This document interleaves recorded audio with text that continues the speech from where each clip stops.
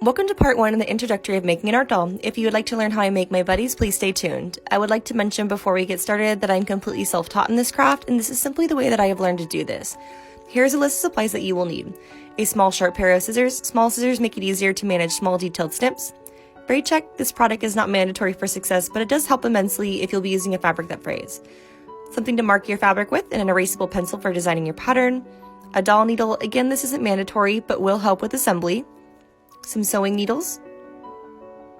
Some kind of stuffing. Mine currently comes from an old pillow that blew up in the wash. Some stiff cardstock for designing your pattern.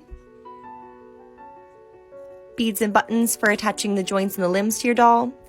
Thread that is a complementary color to the fabric that you will be using. And a fabric of choice. I like to use a thicker wool blend of felt.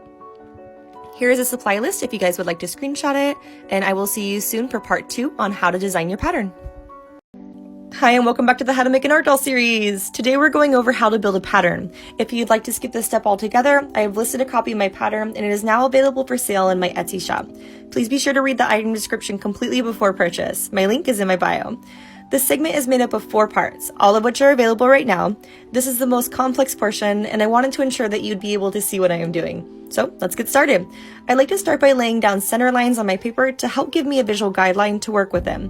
When building your pattern, keep in mind that you will be designing the torso from the front and the arms, legs, feet, and head from the side. I like to start by laying down a rough sketch to identify the proportions and shapes that I want to work with.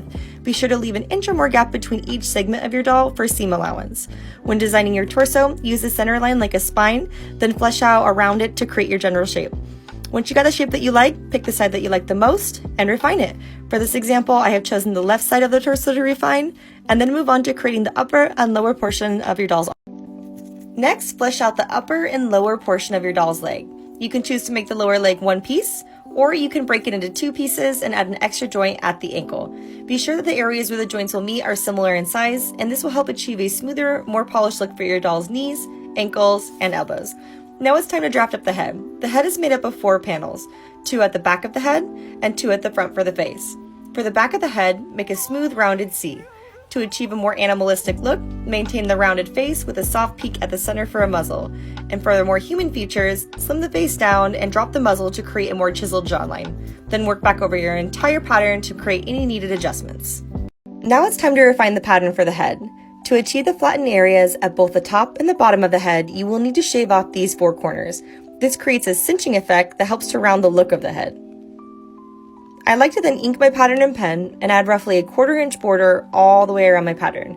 I would advise being a little neater than I have here, as we are working with such small details, the littlest of adjustments can show. The areas that are marked up in black are not needed and were just to give me guidelines as to where the border should go. So then I mark them off in black to help me visualize where to cut. This boxy structure of the pattern is key to help you achieve a more rounded, nice head shape.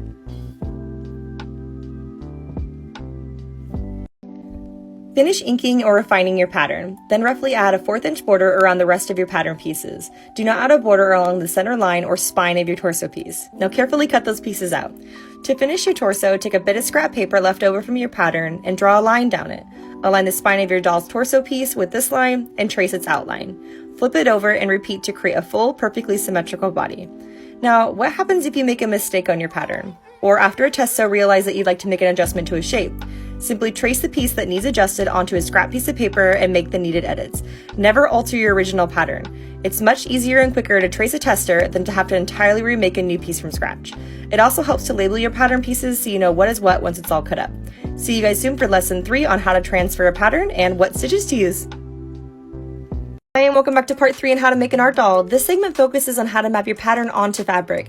If you do not yet have a pattern, I have listed my templates for sale in my Etsy shop. My links are in my bio. After you cut out your pattern pieces, mark one side of each piece. I also recommend labeling your pieces if they're at all similar in shape or size, as it'll help with mix-ups later on. Now it's time to start tracing your pieces. I like to start with my mark side facing up. I also like to add this mark to my traced piece as well, in case things get accidentally mixed up later on. Now flip your pattern piece over to create a mirrored image. If there are any inconsistencies in your pattern, this will ensure that everything stays nice and lined up. Side note, if you're working with a thinner fabric, you can double up your fabric to eliminate this step. Now play pattern Tetris to squeeze as many pieces on that fabric as possible. If you are following my pattern or one similar, you should now have 4 lower legs, 4 upper legs, 4 lower arms, 4 upper arms, 2 back of the head, 2 face, and 2 torso pieces. Go ahead and screenshot here. Then go cut out all your pieces and match the non-marked pieces to the marked ones. Hi, and welcome back to part 4 of how to make an art doll. In this segment, we'll be focusing on how to stitch at the torso, arms, and legs of your doll. To get started, we need the appropriate amount of string. My rule of thumb is to roughly wrap around my project 3 times and then a smidge. This should actually be a little bit more than what we need, though we don't want to be wasteful. Remember that string is cheap, but your time is not. Adding string later can get messy and time-consuming. I'm working with D&C floss, which is a thread that's made up of 6 smaller threads swirled together. It's a little thicker than what I need, so I pulled 2 strings from that strand. It's now time to start sewing your pieces together. We're going to be working with the right side out, meaning that the side that we traced our pattern onto will actually be on the inside of the project as we work. We'll be starting a few centimeters down from each top portion of each piece and then making stitches all the way down and back around to the top of the other side. Starting with the torso, place your needle a few centimeters from the opening of your doll's neck and pull the string through. Be sure to leave a long enough tail that you will be able to work that back in later. Now push your needle back through the hole that you just made, pulling your needle up the loop that your string has just created. Pull tight to lock it in place, and this is called a blanket stitch. Here that is slowed down for you. Pull your needle through the fabric, and then back up and through the loop that was created by the string. Another way to do this is to pull your string almost all the way through your fabric until only a tiny loop remains. Pull your needle back up and through this loop and pull tight to lock it in place. Continue this all the way around your piece until you reach the parallel point of where you began. Slip your needle up under the last stitch that you made and make a knot to lock it in. Repeat this process with the remaining arm and leg pieces, making sure to leave the topmost portion open for stuffing. I'll see you guys here soon for part 5 on how to sew your doll's head. For more information on my patterns and current projects that I'm working on, check out my shop and IG. Links are in my bio. Hi, and welcome back to part 5 of how to make an art doll. In this segment, we'll be focusing on how to assemble our doll's head. Unlike the rest of the body, we'll be working on this portion of the pattern with the marked sides up, as we'll be turning the head inside out once we are completed. Start by lining up the 2 segments for your face and find the notch at the upmost corner of your head and place your needle at its peak. Now work in tight, uniform blanket stitches all the way down the front of your face until you reach the notch at the bottom of your pattern. Repeat this step for the back of the head, but this time when you knot off, be sure to leave a tail of string that's at least 8 inches long. I then like to relax my fabric a bit by giving the pieces a little bit of a turn and gently pressing them. Then turn them back to the way that they were while you were sewing. Now roll the edges back to create 2 little pockets and press the rolled edges together. Side note, I realize that pink may not have been the best color for this explanation. Find the top of your doll's head and we'll be working with one side at a time. I'm going to be working to the right of my piece and we'll be using the blanket stitch for this portion as well. Start by locking down your first stitch and then add 1 more stitch. Now it's time to add your ears. Make sure that your ear is facing in the right direction, then align the bottom corner of your ear to the peak at the top notch of your head and roll the rest of the ear down inside of the face. Carefully sandwich the ear between the front and the back side of your head, making sure that all the edges line up neatly, and then blanket stitch down to the bottom notch of your head. Take your time and make sure that your stitches make it all the way through all 3 pieces of fabric. Carefully turn your piece to see how your ear placement looks, and make sure that your stitches didn't slip or pull through. Now repeat this process for the left side of the head. Once everything is sewn together, turn your head right side out, and I like to use the butt of a pen or a paintbrush to gently push my seams into place. Check over your work and make sure that everything is secure and holds up to some light stress tugging. I intentionally make my ears larger than necessary, that way if something slips out of place or maybe the ears look a little bit lopsided, I can trim them back down until they look more symmetrical. When sewing your head, be sure to take your time and ensure that all of your stitches are placed properly and neatly. And make sure to use a thread that is complementary in color to the fabric that you will be using. Mistakes on the head cannot be easily disguised. I'll see you guys back here soon for how to sew your segments closed, attach your head and joints and limbs of your doll. For now, go ahead and just make sure they're stuffed and ready to go. Oh, also, if you guys are new to my series, my templates are available in my Etsy shop. My links are in my bio. See you soon! Welcome back to part 6 of making an art doll. Thank you all so much for joining me through this series. This is the final segment in which we will cover how to finish sewing up our doll segments, create working joints, and assembling our doll. Before we can assemble our doll, we first must finish off those leg segments. You'll want to start by threading one of your thread tails back onto your needle, and then continue working your blanket stitch the rest of the way around until you've closed off the opening. You will then work your needle back down through the nearest stitch, push your needle down through the segment until your needle has popped out somewhere down below. It really doesn't matter too much where you decide to do this at, but be sure to keep it away from your other stitches. Give your string a gentle tug to ensure that everything stays nice and tight. Repeat this process with the remaining tail end, and then clip off any of the remaining string to give your piece a nice polished look. Now it's time to start assembling our limbs. To do this, we must first prep our segments to house the joints. You will need a smooth blunt object to help push down your joint sockets. For today's example, I'm using the end of a clay tool. Working only in the areas where your joints will be placed, start by gently pressing the seam to create a nice little pocket.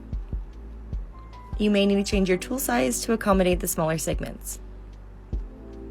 Be sure to check and make sure your segments are all still the same length to ensure that your doll will not end up lopsided.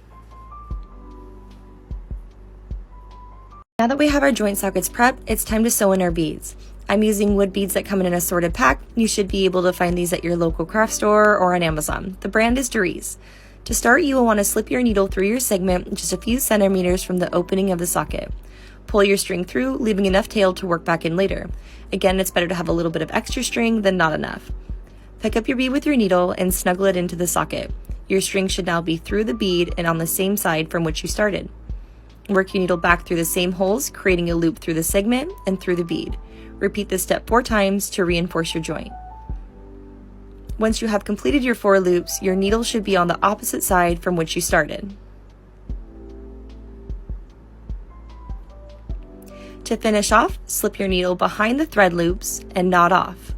You will want to repeat this process 3 times to ensure that it will hold.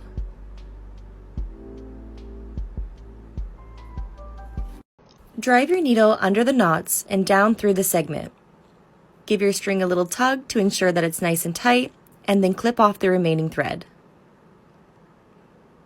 Now repeat this process for the other side. Following the same process, attach your remaining portion of your limb. It can be a little tricky to juggle this at first, so be sure to take your time until you get the hang of it. You want to ensure that your string is nice and snug and neat. Now you have successfully made a working joint.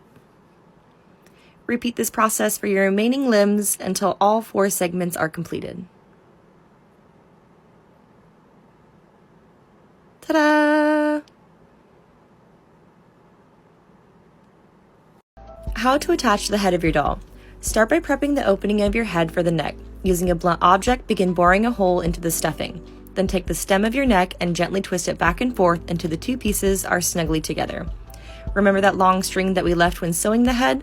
Throw this back onto your needle as we'll be using this to attach it. Start by working your needle into the neck, just below where the string was connected to the head. Then work your needle back out just a few centimeters to the left, or if you're left-handed, to the right, and pull through. Now work your needle back into the head, right below where the string is exiting the neck, and back out just a few centimeters to the left. You're going to continue this process around the head as many times as needed until it is fully secure. This is called the ladder stitch.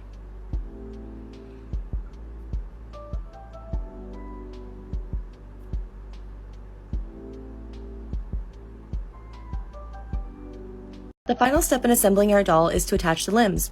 For this step, I'll be using a doll needle. Though it is not necessary to complete this step, the doll needle will make things a lot easier. Be sure to give yourself plenty of string to work with, as we'll be passing through the body of our doll at least 4 times. You will need a decent amount. Start by driving your needle through the doll's shoulders, and then slip on your doll's first arm. Leave enough string on the opposite side so that you'll be able to tie it off at the end. Now take a bead or button for the shoulder and stitch it into place. Depending on the type of or style of button that you're using, the way that you stitch may vary. I like to work from back to front, always working my stitches into the opposite side from which I started. Be sure to keep your string nice and taut and keep things really firm, as after you pass through the doll multiple times, it will be hard to change your tension later on.